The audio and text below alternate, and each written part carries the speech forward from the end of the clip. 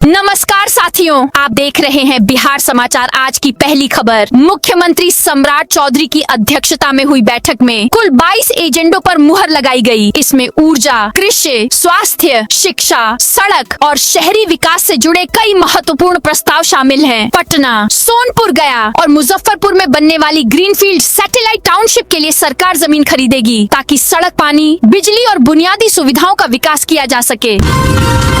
भरत तिवारी की मां आज से भूख हड़ताल पर बैठेंगी। भरत तिवारी एनकाउंटर मामले में जांच ने अब रफ्तार पकड़ ली है। दूसरी तरफ भरत की मां ने आज से भूख हड़ताल करने का फैसला लिया था। एक प्रेस कॉन्फ्रेंस के दौरान परिजनों ने दोषी पुलिस कर्मियों को गिरफ्तार करने की मांग की थी। साथ ही मांग पूरी नहीं होने पर मां आशा देवी ने भूख हड़ताल करने का फैसला लिया था। ऐसे में 11 बजे से वह भूख हड़ताल कर सकती हैं। बिहार, अगले 24 घंटे में भारी बारिश का रेड अलर्ट। 30 जिलों में बारिश की संभावना। बिहार के बगहा में बीती रात से बारिश हो रही है। इधर मौसम विभाग ने बिहार के 30 जिलों में आज तेज बारिश का ऑरेंज अलर्ट जारी किया है। पश्चिमी चंपारण, पूर्वी चंपारण, गोपालगंज, सीतामढ़ी, शिवहर, दरभंगा में भारी बारिश की संभावना है। 40 किलोमीटर प्रति घंटे की रफ्तार से हवा चल सकती है। पटना समेत 7 शहरों के बीच दौड़ेगी रैपिड रेल। सम्राट कैबिनेट ने 4 रैपिड रेल कॉरिडोर को दी मंजूरी। बिहार के बड़े शहरों के बीच अब हाई स्पीड रैपिड रेल दौड़ेगी। अब पटना से गया, मुजफ्फरपुर, बेगूसराय और आरा जैसे प्रमुख शहरों के बीच हाई स्पीड रैपिड रेल चलेगी। सरकार ने कुल 4 रैपिड रेल कॉरिडोर बनाने पर मंजूरी दी है। इस फैसले से शहरों के बीच सफर का समय लगभग 2/3 कम हो जाएगा। मुख्यमंत्री सम्राट चौधरी की अध्यक्षता में बुधवार को हुई कैबिनेट की बैठक में इस योजना समेत कुल 22 एजेंडों पर मुहर लगी।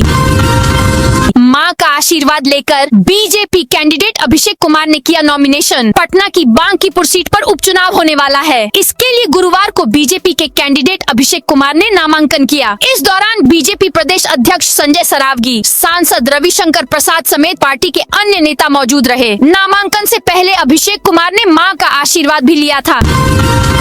26 सितंबर से शुरू होगा पितृपक्ष मेला। गयाजी में विश्व प्रसिद्ध पितृपक्ष मेला 2026 के सफल आयोजन के लिए जिला प्रशासन ने अपनी तैयारियां तेज कर दी हैं। बुधवार को जिला परिषद सभागार में जिलाधिकारी शशांक शुभंकर की अध्यक्षता में पितृपक्ष मेला की तैयारियों को लेकर पहली समीक्षा बैठक आयोजित की गई। विदेश जाना अब हुआ महंगा। पासपोर्ट सेवा शुल्क में भारी बढ़ोतरी। विदेश यात्रा, नौकरी और उच्च शिक्षा के लिए पासपोर्ट बनवाने वालों को अब पहले से अधिक खर्च करना पड़ेगा। केंद्र सरकार द्वारा पासपोर्ट सेवा शुल्क में संशोधन के बाद आरा प्रधान डाकघर स्थित पोस्ट ऑफिस पासपोर्ट सेवा केंद्र में नए शुल्क लागू कर दिए गए हैं। किसानों के लिए दलहन और डिजिटल कृषि योजना को मंजूरी। कृषि क्षेत्र में भी सरकार ने कई फैसले लिए हैं। कैबिनेट ने दलहन में आत्मनिर्भरता मिशन को मंजूरी दी है। इसके तहत खरीफ, रबी और गर्मा मौसम में दलहनी फसलों को बढ़ावा दिया जाएगा। साथ ही डिजिटल एग्रीकल्चर मिशन के तहत फार्मर रजिस्ट्री और डिजिटल क्रॉप सर्वे के लिए भी राशि स्वीकृत की गई है। पटना में 2 शिफ्टों में फॉगिंग एंटी लार्वा का होगा छिड़काव। मानसून के दौरान डेंगू, मलेरिया और चिकनगुनिया जैसी बीमारियों को फैलने से रोकने के लिए सभी वार्डों में रोज 2 शिफ्टों में फॉगिंग और एंटी लार्वा का डोर टू डोर छिड़काव होगा। नगर आयुक्त यशपाल मीणा ने यह अभियान माइक्रो प्लान और रोस्टर के तहत चलाने का निर्देश दिया है। निशांत कुमार के निरीक्षण के बाद LNJP में बड़ा एक्शन। राजधानी पटना के राजवंशी नगर स्थित LNJP हड्डी अस्पताल से मरीजों को निजी अस्पतालों में उपचार के लिए भेजने के आरोपों की जांच शुरू हो गई है। स्वास्थ्य विभाग ने इस मामले में जांच टीम गठित कर कार्रवाई की प्रक्रिया तेज कर दी है। जांच के दायरे में ऐसे डॉक्टरों को भी लाया जा रहा है जिन पर सरकारी अस्पताल के मरीजों को अपने निजी अस्पतालों में उपचार के लिए भेजने का आरोप है। यह मामला मंगलवार को स्वास्थ्य मंत्री निशांत और स्वास्थ्य विभाग के सचिव कुमार रवि के निरीक्षण के दौरान सामने आया था। बिहार में फर्जी सर्टिफिकेट से नौकरी पाने वाले 3000 से ज्यादा शिक्षकों की जाएगी नौकरी। बिहार के सरकारी स्कूलों में फर्जी शैक्षणिक और प्रशिक्षण प्रमाण पत्र के आधार पर नौकरी कर रहे शिक्षकों पर अब कार्रवाई की तैयारी है। निगरानी अन्वेषण ब्यूरो की जांच में 3035 ऐसे शिक्षकों की पहचान हुई है जिनके प्रमाण पत्र संदिग्ध पाए गए हैं। सरकार इनकी सेवा समाप्त करने के साथ वेतन की भी वसूली करेगी। लखीसराय के 20 गांव बनेंगे आदर्श ग्राम। केंद्र प्रायोजित प्रधानमंत्री अनुसूचित जाति अभ्युदय योजना पीएम अजय के प्रभावी क्रियान्वयन को लेकर बुधवार को समाहरणालय स्थित मंत्रणा कक्ष में जिला स्तरीय योजना मूल्यांकन सह अभिसरण समिति की कार्यशाला आयोजित की गई। एक्साइज इंस्पेक्टर के पास आय से 200% ज्यादा प्रॉपर्टी। एक्साइज डिपार्टमेंट के इंस्पेक्टर अंकेश कुमार गोंड के ठिकानों में आर्थिक अपराध इकाई ने दबिश दी है। पटना, मुंगेर और सीवान के 5 ठिकानों पर छापेमारी चल रही है। सीवान में पोस्टेड इंस्पेक्टर अंकेश कुमार पर आय से तकरीबन 2.38 करोड़ रुपए ज्यादा की संपत्ति बनाने का आरोप है। बिहार में ग्रेजुएशन में जुड़ेंगे एआई और अप्रेंटिसशिप प्रोग्राम। राज्यपाल सचिवालय ने स्नातक संकाय के छात्रों के लिए एआई की पढ़ाई, कौशल विकास और औद्योगिक प्रशिक्षण अनिवार्य कर दिया है। यह व्यवस्था नई राष्ट्रीय शिक्षा नीति 2020 के तहत सभी 268 अंगीभूत कॉलेजों के अलावा नवसृजित 211 राजकीय डिग्री महाविद्यालयों में की गई है। लग्जरी कैरावैन बस से करें राजधानी का दीदार, पटना दर्शन पैकेज होगा शुरू। पटना में अब लोग लग्जरी कैरावैन बस से शहर का दीदार कर सकते हैं। एक राइड में तख्त श्री हरिमंदिर जी पटना साहिब गुरुद्वारा, बिहार म्यूजियम, बापू टावर, गोलघर, सभ्यता द्वार घूम सकते हैं। गंगा में स्पीड बोट राइड का भी आनंद ले सकते हैं। पर्यटन निगम की ओर से विशेष पटना दर्शन पैकेज शुरू की जा रही है।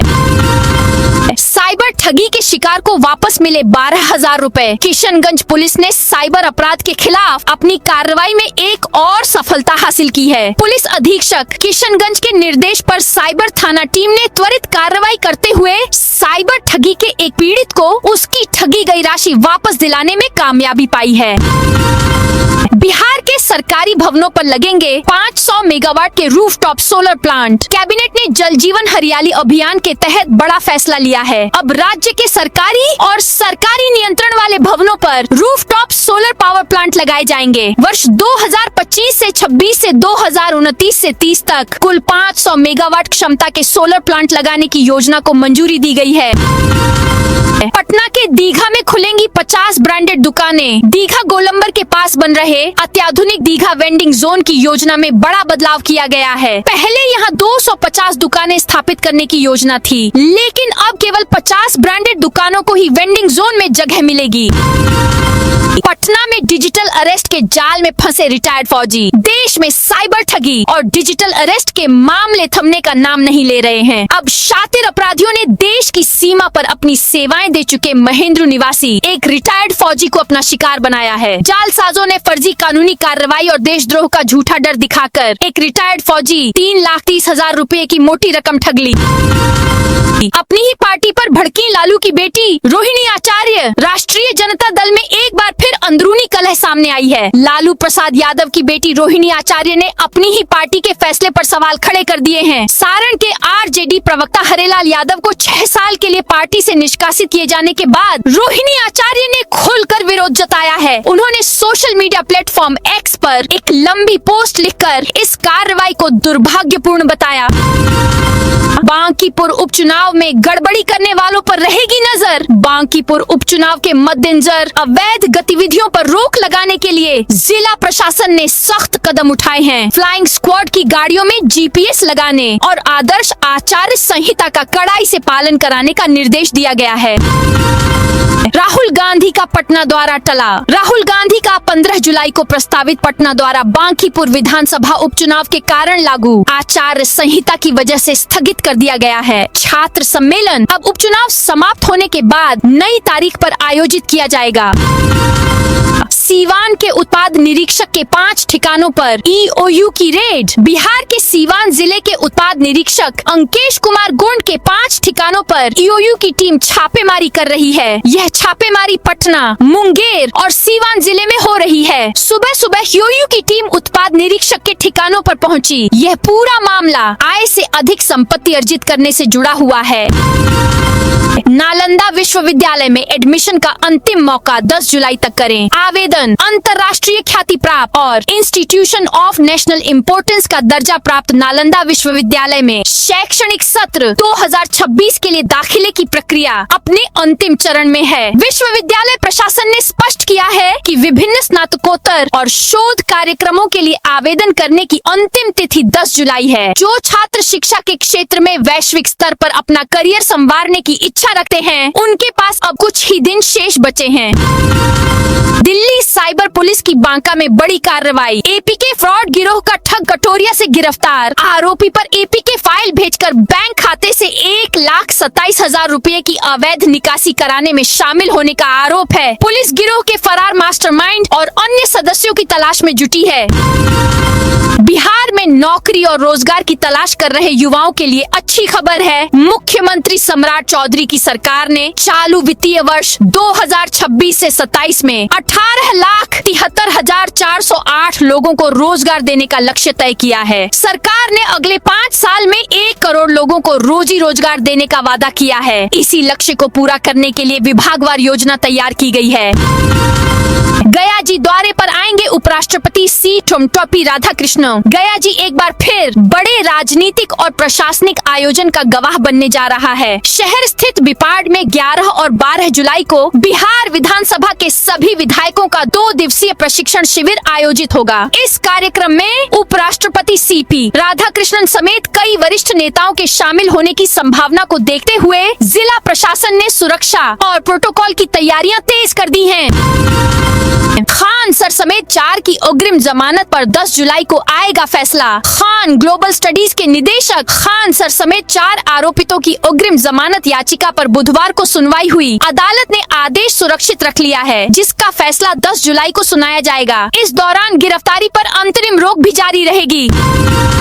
टीचर के बंद घर से 12 लाख की चोरी। गया जी में टीचर के बंद घर को चोरों ने निशाना बनाया है। बुधवार देर रात चोर मेन डोर पर लगे लॉक को तोड़कर अंदर घुसे। 2 लाख और 10 लाख के जेवरात ले उड़े। सुबह पड़ोसियों ने ताला टूटा देखा, जिसके बाद मामले का खुलासा हुआ। घटना कोतवाली थाना क्षेत्र के नए गोदाम मोहल्ले की है।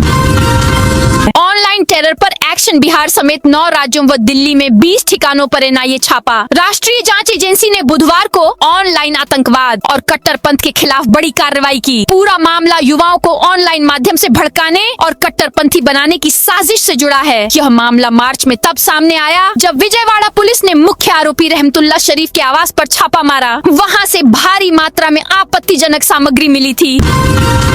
गया जी के लिए जीतन राम मांझी ने उठाई 18 मांगे। उन्होंने गया क्षेत्र के यात्रियों और स्थानीय लोगों की सुविधा के लिए 18 प्रमुख जनहित की समस्याओं को पुरजोर तरीके से उठाया। इन मांगों पर बैठक में गंभीर चर्चा और समीक्षा की गई। गया संसदीय क्षेत्र के गुरपा, पहाड़पुर, टनकुप्पा और बंधुआ रेलवे स्टेशन पर रेलवे अंडरपास और ओवरब्रिज की बड़ी समस्या है। बैठक में बताया गया कि टनकुप्पा स्टेशन के पूर्वी केबिन के पास अंडरपास की स्वीकृति मिल चुकी है। इसकी टेंडर प्रक्रिया भी पूरी हो गई है और जल्द ही निर्माण काम शुरू होगा।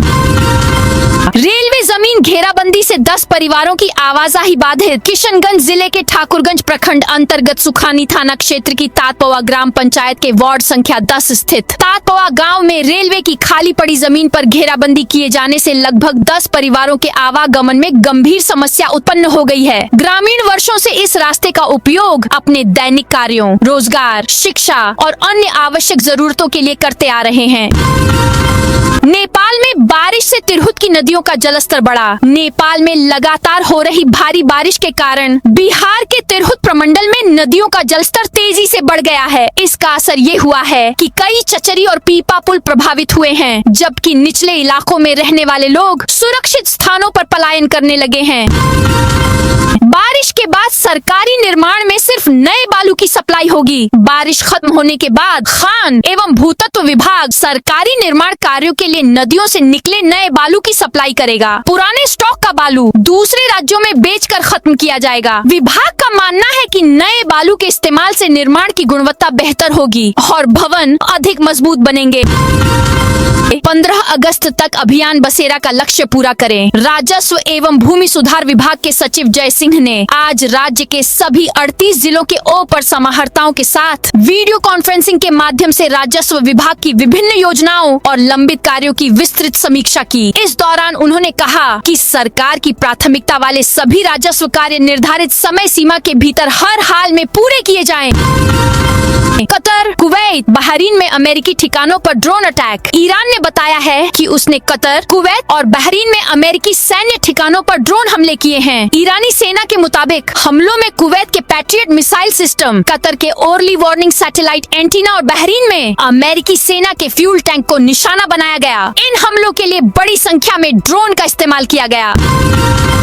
भारत को यूरेनियम सप्लाई करेगा। ऑस्ट्रेलिया गगनयान मिशन में मदद भी करेगा। भारत और ऑस्ट्रेलिया के बीच यूरेनियम डील पर मुहर लग गई है। मेलबर्न में पीएम मोदी और ऑस्ट्रेलियाई पीएम एंथनी अल्बनीज ने मीटिंग के बाद जॉइंट प्रेस कॉन्फ्रेंस में रक्षा, व्यापार, ऊर्जा, स्पेस और महत्वपूर्ण खनिज, क्रिटिकल मिनरल्स समेत कई क्षेत्र में समझौतों की घोषणा की। मोदी ने कहा, ऑस्ट्रेलिया से भारत को यूरेनियम मिलने से भारत के स्वच्छ ऊर्जा मिशन को मजबूती मिलेगी। उन्होंने बताया कि भारत और ऑस्ट्रेलिया मिलकर क्रिटिकल मिनरल्स कॉरिडोर भी विकसित करेंगे। कोकोस कीलिंग द्वीप पर स्पेस ट्रैकिंग टर्मिनल बनाया जाएगा, जिससे भारत के गगनयान मिशन को मदद मिलेगी।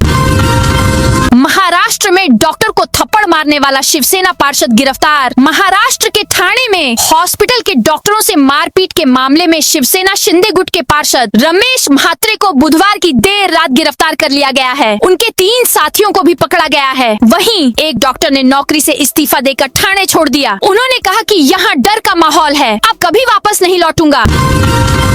स्मार्टफोन, लैपटॉप सस्ते हो सकते हैं। सरकार ने लिथियम आयन सेल और डिस्प्ले पर कस्टम ड्यूटी माफ की। केंद्र सरकार ने देश में smartphone, laptop, wearables, smart watch, fitness band और स्मार्ट टीवी जैसे इलेक्ट्रॉनिक डिवाइसेस बनाने में इस्तेमाल होने वाले सामान से बेसिक कस्टम ड्यूटी हटा दी है। इससे स्मार्टफोन, लैपटॉप और स्मार्ट टीवी सस्ते हो सकते हैं। अब display assembly, lithium ion cell और इंडक्टर कॉइल मॉड्यूल के मैन्युफैक्चरिंग में इस्तेमाल होने वाले सामानों पर बेसिक कस्टम ड्यूटी नहीं लगेगी। सरकार ने घरेलू प्रोडक्शन को बढ़ावा देने के लिए ये कदम उठाया है। बद्रीनाथ चढ़ावा विवाद, सस्पेंड, निजी सचिव पर एफआईआर। बद्रीनाथ धाम के चढ़ावे में कथित हेरफेर मामले में पहली बड़ी आपराधिक कार्रवाई हुई है। मंदिर अधिकारी युद्धवीर पुष्पवान की तहरीर पर निलंबित निजी सचिव प्रमोद नौटियाल के खिलाफ बद्रीनाथ थाने में भारतीय न्याय संहिता की धारा 306 और 316 के तहत एफआईआर दर्ज कर पुलिस ने जांच शुरू कर दी है।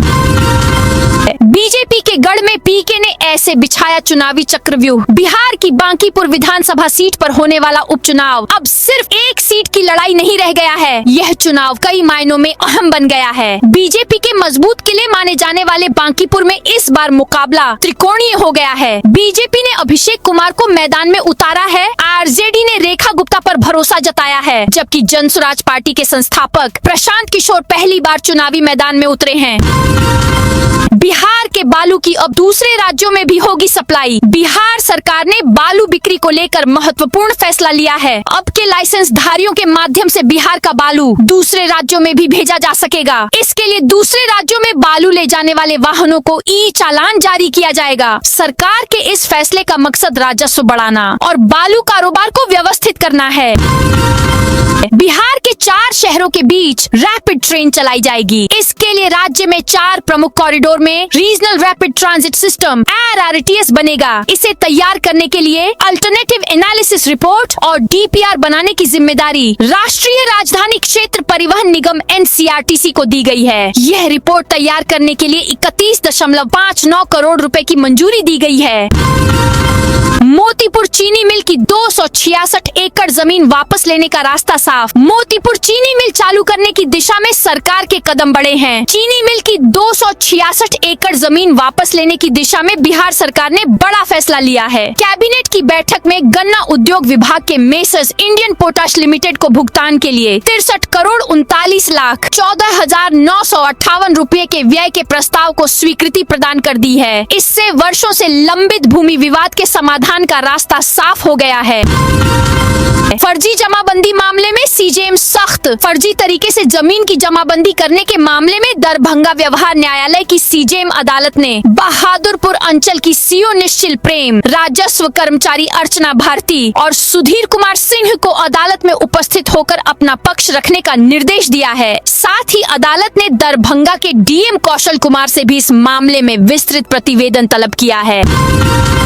नामांकन करने पीछे की गेट से पहुंची राजद कैंडिडेट आरजेडी प्रत्याशी रेखा गुप्ता भी नामांकन करने पहुंच गई हैं। रेखा गुप्ता ने मेन गेट से डीएम ऑफिस में एंट्री नहीं की, वो पीछे की गेट से नॉमिनेशन करने पहुंची हैं। इधर कांग्रेस ने राजद के कैंडिडेट का समर्थन किया है। वहीं जनसुराज के प्रशांत किशोर 11 जुलाई को पर्चा भरेंगे। पीके के अलावा अन्य पार्टियों के उम्मीदवार और निर्दलीय उम्मीदवार भी नॉमिनेशन करेंगे। नामांकन की प्रक्रिया 13 जुलाई तक चलेगी। अब तक 3 लोगों ने नामांकन किया है।